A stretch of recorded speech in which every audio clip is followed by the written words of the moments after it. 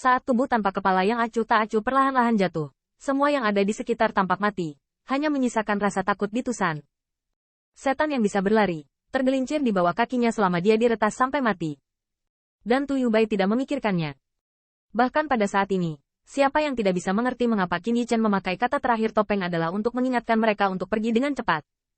Tuyubai ingin pergi, tetapi jika mereka pergi, mungkinkah Tuan Qin ditutupi dengan topeng ini seumur hidup? Selain itu, kebencian Yue Chang tidak pergi dari awal hingga akhir. Dia hanya melakukan satu hal, yaitu, seperti sebelumnya, menebas iblis bersama dengan Qin Yichen. Tetapi pada saat itu, ketika sosok ramping berbalik dan topeng suram menghadap Tusan, Rao Xiu membenci mata bulan yang dingin. Belum lagi Tuyubai, mereka semua takut kembali. Kakak Qin, kamu bangun. Tu Jiner sangat takut sehingga bunga-bunga itu dikalahkan. Saya takut atau khawatir, Tuan Muda, tidakkah Anda menakuti saudara perempuan itu? Biarkan saudari itu melepaskan topeng untuk Anda, oke? Kakak Qin, bangun. Namun, panggilan Tusan jatuh ke telinga Qin Yichen, tapi itu sangat bising, seperti provokasi semut terhadapnya, membuatnya menjadi mahakarya.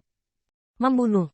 Raungan keras ini membuat ratusan pria kuat Tusan menghadapi abu, jadi mereka melihat sosok ramping itu perlahan, dan mengangkat pisau langkah demi langkah.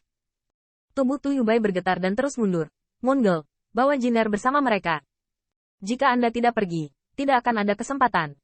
Naga itu perlahan-lahan terangkat, dan dalam bilah pedang, itu sudah ternoda hitam dan merah oleh darah kepala iblis yang tidak dikenal. Tuyubai menatap matanya, gemetar seperti sekam. Qin, Brother Qin. Ledakan. Sebuah pisau. Tombak itu terkejut dan tiba-tiba jatuh ke tanah, dan Tuyubai juga terkejut. Ketika ia mendarat, lengannya hancur, dan bahkan niat pisau Lingxian mengalir ke tubuhnya, menghancurkannya. Tulang. Terlalu menakutkan. Tuyubai tahu betul bahwa jika itu bukan satu-satunya alasan yang ditinggalkan saudara Qin, dia sedikit ragu ketika menghadapinya, dan jika pisau ini jatuh, akhir hidupnya tidak akan berbeda dengan kegilaan penjara. Adik laki-laki. Tu Jiner menggigil ke depan, tetapi Qin Yichen meraih ekornya dengan ganas, dan bilahnya tiba-tiba terangkat, tetapi pada saat ini, dia melihat bahwa Muncang menggigit giginya dengan erat, dan tiba-tiba menarik busur panjangnya ke bulan purnama. Swos. Ding. Badak raksasa menyapu, dan panah Zenfei langsung diperas oleh Qin Yichen, dan mereka hancur. Kebencian bulan lemah, dan pada saat ini, bahkan dia tidak bisa menahan keraguan. Bertarung berdampingan dengan keturunan naga sejati. Apakah itu benar-benar salah? Yichen, bukankah kamu mengatakan bahwa kamu ingin membawaku untuk menemukan rumah? Keluarga. Bintang di bawah topeng sedikit menggigil, tetapi saat berikutnya, naga itu mengangkatnya lagi. Membunuh. Bos. Ini aku. Ziyun histeris. Dia tahu bahwa bos jatuh ke bidang seperti itu. Maksud aslinya bukan untuk melindungi mereka. Ziyun mati-matian bergegas ke depan. Tetapi di hadapan saudara lelakinya yang hidup dan mati bersama. Bahkan yang melambangkan hati dan kantong empedu. Dan bahkan memindahkan setengah dari kerusakan pada Dragon Wujia milik Qin Yichen. Bilah yang terakhir masih belum ragu-ragu. Ledakan. Ziyun menyisir rambutnya. Perutnya berlumuran darah. Napasnya menjadi berkedut. Dan dia tidak bisa lagi berdiri. Tuyubai lumpuh. Sudah putus asa. Dan membunuh begitu banyak setan. Seberapa mengerikan kekuatan pembunuh topeng itu melonjak?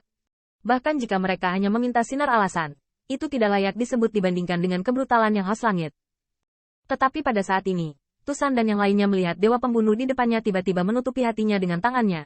Tampaknya gemetar kesakitan. Bos. Ziyun menutupi perutnya. Pada saat itu, hatinya tak terlukiskan. Mungkinkah naga Wujia ini, yang seharusnya sama, pada akhirnya akan membunuhnya dan bosnya? Qin Yichen merasakan detak jantungnya sekarang.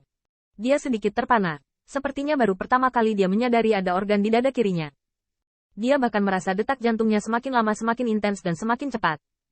Segera dia mendidih darah, mencekiknya. Ledakan. Bukan hanya jantung yang berdetak, tetapi segel Tao yang memberitahu hati. Apa? Tanda seru. Tanda seru. Tuyubai melihat Qin Yichen berteriak di langit. Tampaknya sangat menyakitkan, dan kemudian merobek topengnya. Air mata. Robek dengan topeng, dan wajah Qin Yichen. Pada saat ini, saya tidak tahu berapa banyak setan rubah Tusan yang ketakutan. Ziyun tertegun. Saya melihat bos yang berlumuran darah. Tulang-tulangnya, menjadi mengerikan. Anda tahu, memandangi tulang dengan kulit, wajah bos benar-benar benar. Tetapi pada saat ini, tulangnya telah menjadi persis sama dengan topeng. Tampaknya topeng ini telah berasimilasi dengan Qin Yichen. Di depan mata Qin Yichen, masih ada merah berdarah, dan sosoknya seperti orang gila. Dan dia terganggu oleh dunia. Setelah waktu yang lama, Qin Yichen tampaknya merasa lelah. Kelelahan itulah yang tampaknya meledak di seluruh tubuhnya, tapi itu membuatnya sangat lega. Lelah, dia merasa lelah. Berdebar. Qin Yichen merasa bahwa dia telah membuat mimpi yang tidak lama tapi menegangkan. Dalam mimpi itu, dia membunuh penjara 7 anak langit. Dia tidak tahu berapa banyak setan yang dia bunuh. Dia juga ingin membunuh Tu Yubai, adik perempuannya, dan Ziyun. Tiba-tiba, Qin Yichen dibangunkan oleh mimpi buruk. Ziyun. Ada keheningan di sekitar. Tetapi setelah beberapa napas, sorakan gembira Ziyun datang. Apakah kamu mendengarku? Orang pertama yang menelepon adalah aku. Ini aku. Qin Yichen memalingkan muka, tetapi tiba-tiba merasa ada banyak semut mengunyah pipinya, dan itu terasa sangat gatal. Dia hanya ingin mengangkatnya untuk meraih, tetapi dia mendengar Yue Chang membenci dengan dingin dan berkata, jangan bergerak. Melihat sekeliling, Ziyun senang. Bahkan jika wajah bos itu ditutupi dengan obat ajaib, dia ingin memeluk bos dan menciumnya dengan ganas. Di satu sisi, Lu Xiaolu iri dengan kecemburuan dan kebencian, dan Tu Yubai juga berjalan perlahan. Kakak Qin. Qin Yichen menatap, tempat ini bukan lagi tempat di mana darah mengalir ke mimpi buruk. Tu Yubai menyeringai, kamu bisa beristirahat dengan tenang, semua orang aman. Melihat sosok ramping yang tertegun, Tu Yubai mengerutkan bibirnya, tidak heran semua mengucapkan terima kasih dan tidak, terima kasih. Sangat ramah. Dia tidak tahu bagaimana harus berterima kasih. Qin Yichen tetap diam untuk waktu yang lama, dan tiba-tiba melihat ke bawah. Melihat topeng perunggu yang masih di sampingnya, masih sangat mengerikan.